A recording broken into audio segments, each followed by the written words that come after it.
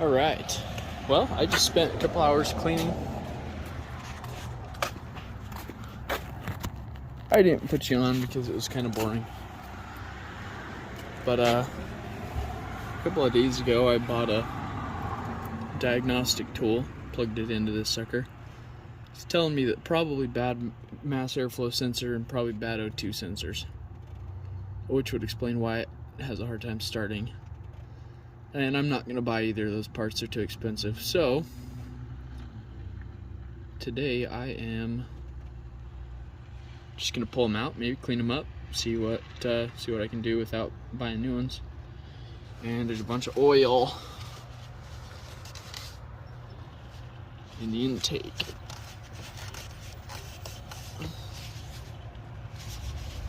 So I'm guessing we've got some blow-by.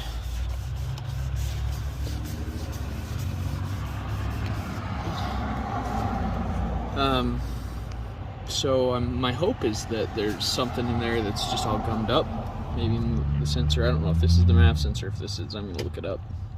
I think it's this. But I'm gonna go ahead and look it up and see if, you know, maybe our problem is just that we've got some blow-by oil stuck all over the sensors. And it's an easy fix. We can clean it up, throw them back in, keep on trucking. Alright, it's a new day. I am probably a half an hour, 45 minutes into today's project and realized I could be filming, so here we go. I'm just taking the bumper off, mostly for fun. At some point I'd like to maybe trim these down. So I'm pulling the bumper just to see what's in the way and, you know, what I can work with. Step one, take your truck to the car wash. That was a huge mistake. I'm rolling in dirt. But I'll show you what you got to do. First thing I would do is get the electrical disconnected. In my case, I had to separate this plug from here. Pretty simple, it's just this one clip. And then you got to separate that plug from there. Again, pretty simple, one clip. And then there's a ground cable that runs to this little screw. Mine has a 10mm nut. And it's a flathead on the top, flathead round screw on the top. I was able to mostly get it off by just putting some finger pressure on top until about where it is right now, and then it grabbed and just about ripped the skin off my finger. So do it how you will. You may be able to get in by taking the license plate off with like a 90-degree screwdriver. But I just pinched it lightly with some vice grips and got it the rest of the way off. Easy there. Okay, then break out your WD-40 and you're gonna have 4 bolts. Here, here, and the same on the other side. That's right off the frame rail. The bolt head is on the inside. Right now I just have this in to keep everything from falling, so this would actually be opposite of what you're seeing. These are 18mm. I'm pretty bummed because I only have my SAE tools for the most part with me. Left the rest home when I moved to Colorado. And I expected that a Chevy would be all SAE, but it's metric. As most things are, I guess, so not really surprised there. Get those nice and WD-40'd up before you go. Mine were pretty good. They came off without too much of a fight. In fact, almost none. But you've got those there. Same thing on the other side. I came in on this side with a shallow socket. You can't see it. I don't know if I can turn on a flash, but came in with a shallow socket on this side, a deep socket on this side, broke them off, cranked them out. And then the tricky part is your next connector is these rods. These connect the corner of the bumper to the frame to provide some angled support. you've got a couple of options. Probably the best option would be to remove this bolt and this bolt, but mine are caked in mud, so I decided not to do that. Plus, you're probably going to want to pull this bar off anyways, so this is where it gets tricky. You've got one of these on either side. On the passenger side, it was almost no problem to get it off. I just threw it on a breaker bar, threw a socket on there, popped it off. The bolt is up here on top. You can see I've got a ratchet on it right now. Unfortunately, on the driver's side, what that means is you have to pull the filler neck out. 8mm, standard hose clamp there. Break it loose. 3 7mm hex bolts holding that in. Pull it down, pop it all off. Took me a few minutes. Came off pretty well though. And then you can wedge your breaker bar or your socket or whatever in there. Hold the hose to the side and go to town. This is just about out. So I will grab the tripod and let you watch the rest.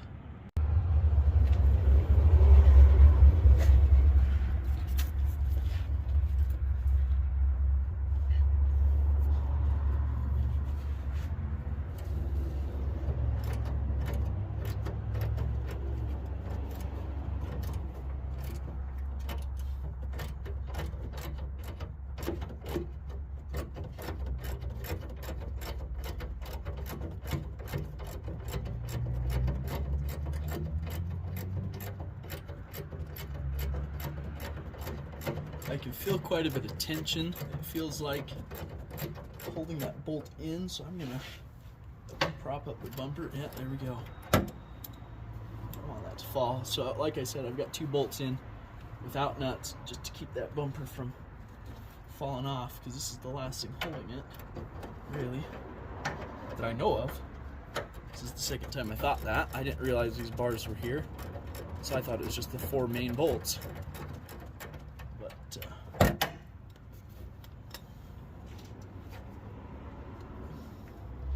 Now my thought is that just by wiggling it back and forth, I am going to be able to get this off without taking the bars off of the inside of the bumper here. I hope that's the case, because I really don't want to dig into those right now. Plus, I unfortunately don't have an 18mm wrench,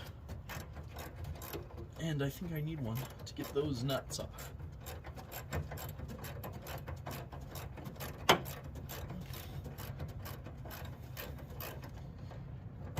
This is going to be a pain to put back on if I decide to put it back on, though.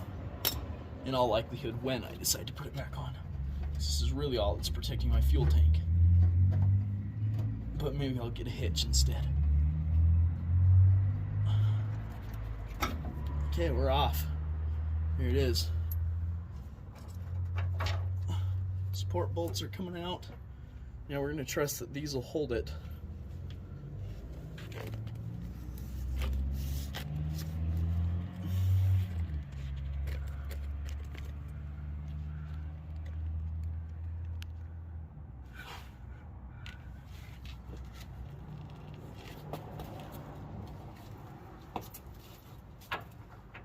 Alright, all my support is out.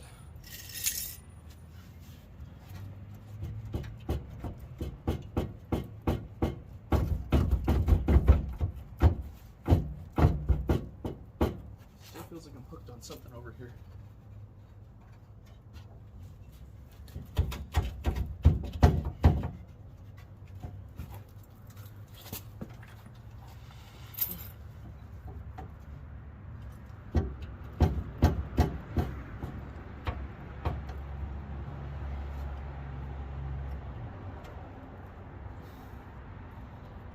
Yep, we may have to take the bolts off the inside too. That's a bummer.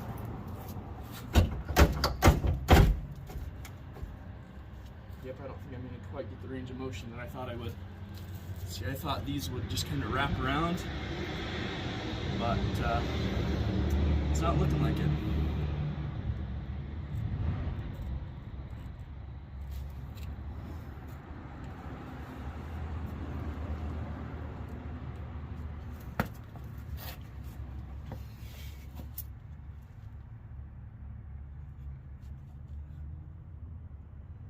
If I take out this bolt, I think it will.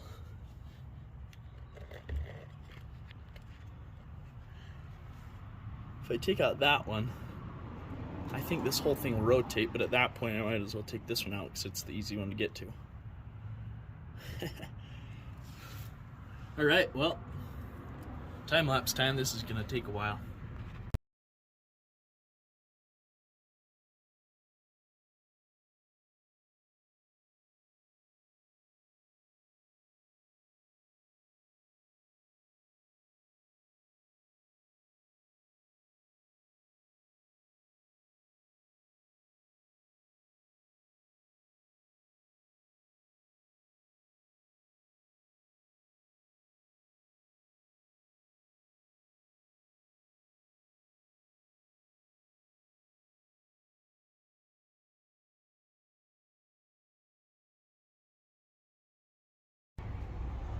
Well, I think I'm admitting defeat.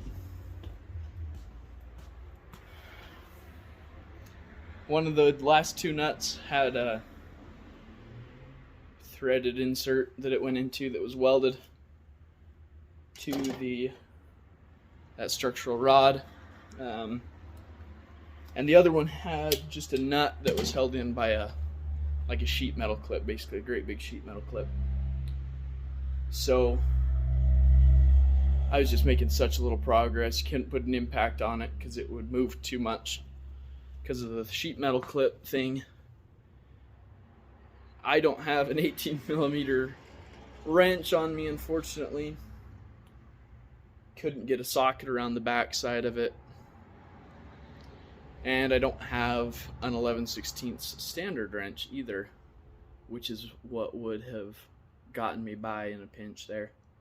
So, calling it a night. Lighting's getting bad anyways. I don't even know how much of that you were able to see. I don't have much light.